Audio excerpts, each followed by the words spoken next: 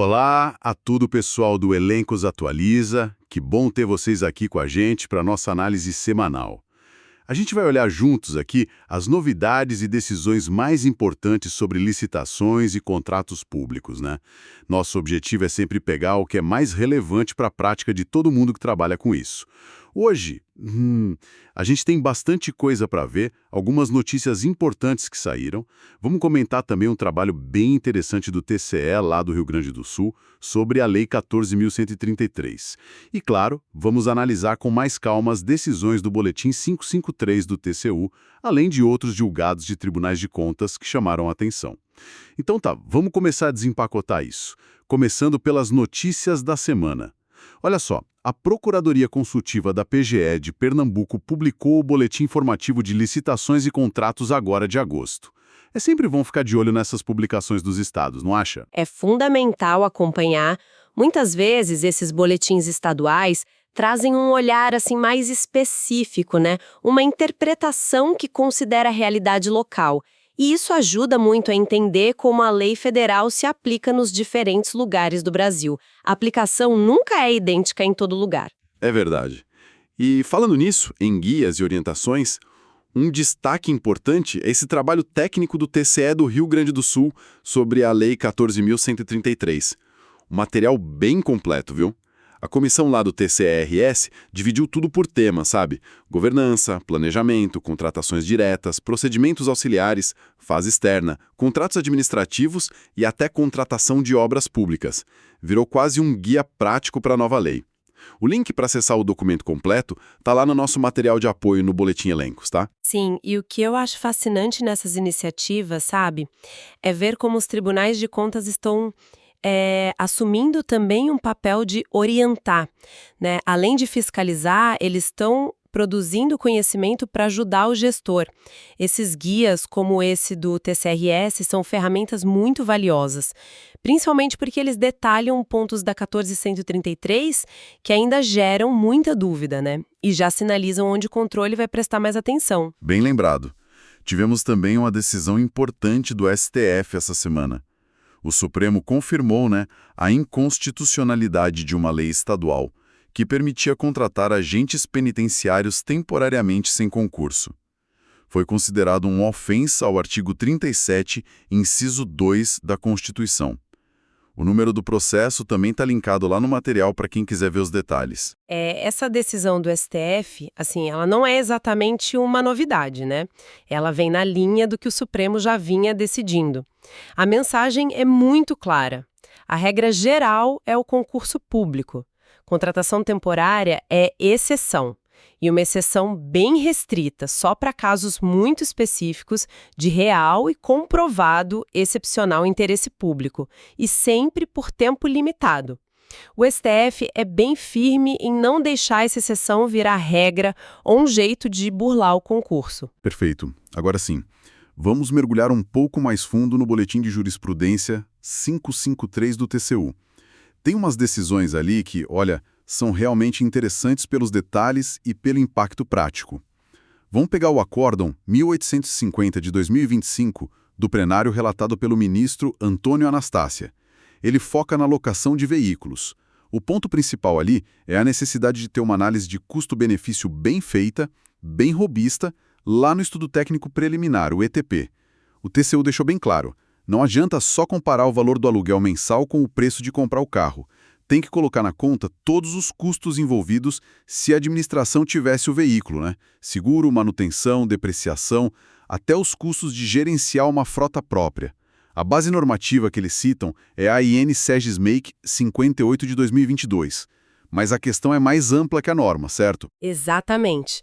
O que essa decisão do TCU mostra, e isso é uma pendência, é que o nível de exigência no planejamento aumentou muito. Não cabe mais aquela justificativa superficial, sabe? A administração precisa provar, com números, com análise, que alugar, naquele caso específico, considerando todo o ciclo de vida do bem, é mesmo mais vantajoso do que comprar. Ou seja, o ônus de provar a economicidade está todo com o gestor que opta pela locação. É uma cobrança por mais profissionalismo na fase de planejar a contratação. É isso aí, um ETP bem mais trabalhado, não tem jeito. E o outro acórdão do TCU que a gente separou, o 1855 de 2025, relatado pelo ministro Jorge Oliveira, esse fala da estimativa de preços na licitação. O que ele traz de diferente? Ele diz o seguinte: mesmo que se faça uma pesquisa de preços bem ampla, buscando fornecedores até em outros lugares, é fundamental levar em conta as características do mercado local, ali onde o serviço vai ser executado, claro, se tiver a referência disponível. O objetivo, segundo o TCU, é evitar aquelas propostas que parecem boas no papel, mas são inexequíveis na prática por causa das condições locais. Isso está ligado ao artigo 23 da Lei 14.133 e também à IN-SEGES-M 65 de 2021. Aqui a gente vê um ponto bem delicado, né? Que é o equilíbrio entre buscar o menor preço possível e garantir que o contrato possa ser cumprido de verdade. Fazer uma pesquisa ampla é ótimo, pode mostrar onde economizar. Mas ignorar os custos reais de operar naquele local específico, tipo mão de obra mais cara, logística complicada, imposto diferente, pode ser um problema sério. O TCU está dizendo: pesquise bastante, sim, mas analise com os pés no chão. O preço que você estima tem que ser viável para aquela realidade local. Contratar por um preço inexequível só gera dor de cabeça e mais custo lá na frente. É buscar eficiência, mas uma eficiência real, eficaz. Eficiência eficaz. Bom termo. Faz todo sentido essa ponderação. Bom, saindo um pouco do TCU, vamos ver o que outros tribunais andaram decidindo. Como é que essas outras decisões se conectam com esses temas de planejamento, de execução? Olha, o Tribunal de Contas dos Municípios de São Paulo, o TCMSP, por exemplo, eles consideraram irregular uma subcontratação de partes importantes do objeto. E o pior, eram partes que tinham sido exigidas como qualificação técnica na licitação. O TCMSP entendeu que isso, bom, primeiro, quebra a lógica da licitação, né? A empresa ganhou porque disse que tinha aquela capacidade, mas aí passou para outra fazer. E também viola as regras do contrato, que geralmente limitam a subcontratação e exigem autorização. Mas qual é o perigo disso na prática? O perigo maior é comprometer a qualidade do serviço e, de certa forma, até fraudar a competição. Pensa bem, se a qualificação técnica foi exigida para garantir um certo nível de qualidade ou expertise, não faz sentido permitir que justamente essa parte crítica seja passada por um terceiro que não passou pela mesma avaliação e sobre quem a administração tem menos controle direto. A subcontratação pode existir, sim, mas não pode ser usada para terceirizar o coração daquele serviço ou, bem, aquilo que fez a empresa ser escolhida. A decisão do TCMSP protege justamente a importância da habilitação técnica. Entendi, faz sentido. Agora, tem uma decisão do TCE do Paraná que deu o que falar. Envolvia uma licitação do tipo técnica e preço. Foram vários problemas apontados, mas parece que a questão da motivação foi o ponto central ali. O TCE-PR questionou a ponderação usada, 70% para a técnica e 30% para o preço. Não é que não possa usar 70-30. A Lei 14.133 até permite isso, no artigo 36, parágrafo 2º. O problema foi a falta de justificativa para escolher essa ponderação. O tribunal chegou a falar em dupla motivação.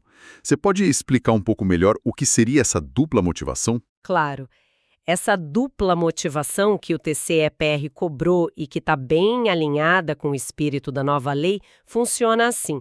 O gestor tem que justificar duas coisas diferentes. Primeiro, por que ele escolheu usar o critério técnica e preço em vez de só menor preço.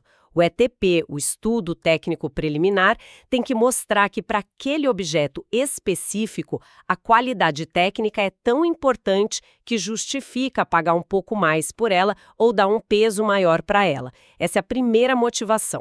Segundo, depois de justificar por que usar técnica e preço, ele precisa justificar a ponderação que ele escolheu. Por que 70-30? Por que não 60-40 ou 50-50?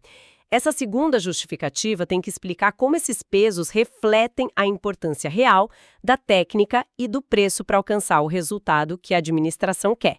No caso lá do Paraná, o TCE entendeu que o órgão falhou nas duas etapas. Faltou justificar tanto a escolha do critério quanto a escolha dos pesos. Entendi. Quer dizer, Não basta só dizer, a técnica aqui é super importante. Tem que mostrar o porquê e por que esse peso específico faz sentido para aquele contrato. E o TCE/PR ainda apontou outros problemas, né? Falta de critério para exigir uma certa área construída, subjetividade para pontuar um tal de plano de trabalho. Exato, e todos esses pontos acabam levando para a mesma conclusão. Precisa ter clareza, objetividade e principalmente uma motivação muito bem explicada para as escolhas que são feitas lá no planejamento e que vão para o edital. A Lei 14.133 deu mais flexibilidade, mas ela cobra mais fundamentação em troca. Critérios subjetivos ou que não têm uma justificativa clara do porquê estão ali são um prato cheio para impugnação e para questionamento dos órgãos de controle. Podem até esconder um direcionamento, né? E ferem a igualdade entre os licitantes. A transparência na pontuação é essencial. Uma delas foi sobre exigir que os cooperados de uma cooperativa morassem no mesmo município da sede da cooperativa. O que tem de errado com isso? O TCS considerou essa exigência irregular. Entendeu que ela é desproporcional, sabe? E que não tem nada a ver com a qualificação técnica da cooperativa para prestar o serviço. No fundo, só restringia a competição sem um bom motivo. Isso reforça um princípio básico, né? As exigências de habilitação têm que ser estritamente necessárias e ter relação direta com o objeto do contrato. Não se pode criar barreiras geográficas ou de outro tipo que não se justifiquem tecnicamente. Isso viola a isonomia, a ampla concorrência. O lugar onde o cooperado mora, na maioria das vezes, não diz nada sobre a capacidade da cooperativa de executar o contrato. É uma restrição indevida mesmo. E seguindo nessa linha de cláusulas irregulares em edital, teve um caso bem interessante no TCE/ES sobre responsabilizar ou não o pregoeiro.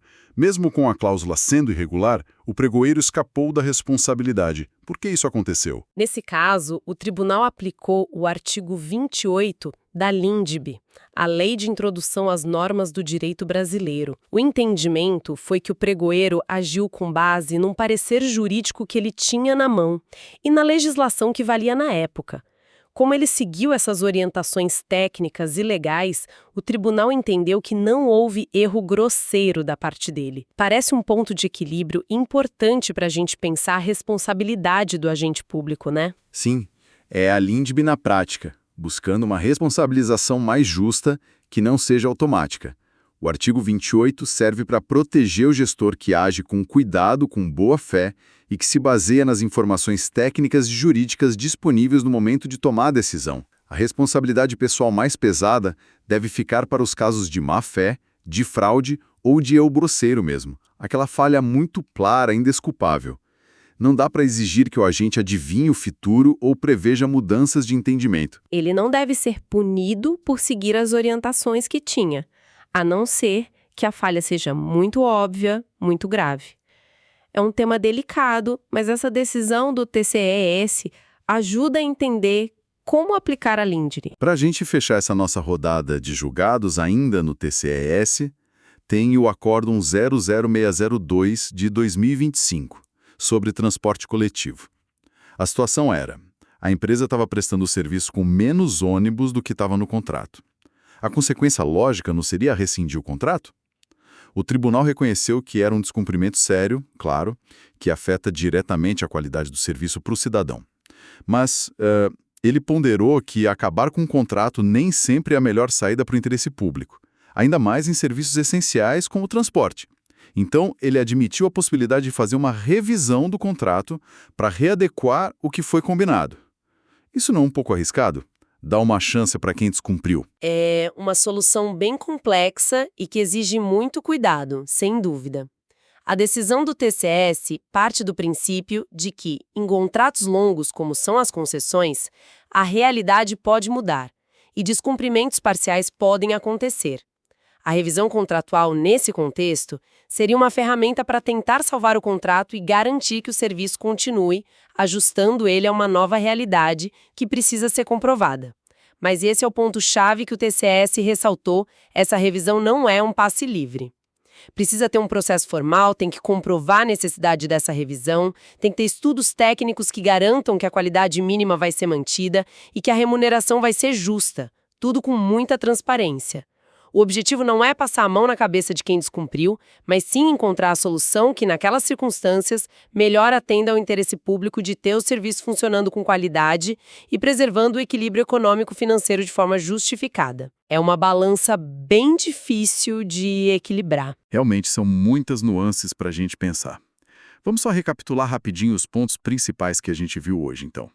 Falamos da importância de acompanhar publicações como as da PGE-PE e guias como o do TCE-SR.